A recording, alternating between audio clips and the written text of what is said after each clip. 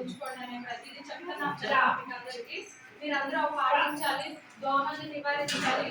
దోమలు కాటేస్తే dengue, malaria ఇలాంటి వ్యాధులు వస్తున్నాయి. సీజనల్ డిసీజెస్ ఎక్కువగా ఉన్నాయి, వర్షాకాలం కదా. అందుకు ప్రతి ఒక్కరూ ఈ ఫ్రైడే ట్రైడే ఇంటి పరిసరాలు పరిశుభ్రంగా ఉంచుకోవాలి. నీటి నిల్వలు అలాంటివి పెట్టుకోకూడదు. కొబ్బరి బొండాలు, నెక్స్ట్ మనకి పాత విలేజెస్ లో రోడ్లు అవి ఉంటాయి కదమ్మా, అందులో వాటర్ కానీ ఇలాంటివి ఏమి నిల్వ ఉండకుండా ప్రతిదీ పరిశుభ్రంగా ఉంచుకోవాలి. బట్టలు నెక్స్ట్ ఎప్పటికప్పుడే వాడుకోవాలి. ఎండలో ఆరబెట్టుకోవాలి. తడి బట్టలతో ఉండటం కానీ ఇలాంటివి చేయకూడదు. నెక్స్ట్ ఇంట్లో మాత్రం ఫ్రిడ్జ్ వెనకాల వాటర్, ప్రతి ఒక్కరు ఫ్రిడ్జ్ వాడతాం కదమ్మా, వెనకాల వాటర్ అనేది స్టోర్ అయిపోతుంటుంది ఫ్రిడ్జ్ వెనకాల. అది మీరు ప్రతిరోజు 2 days కి 3 days కి చూస్తూ ఉండాలి, మార్చాలి.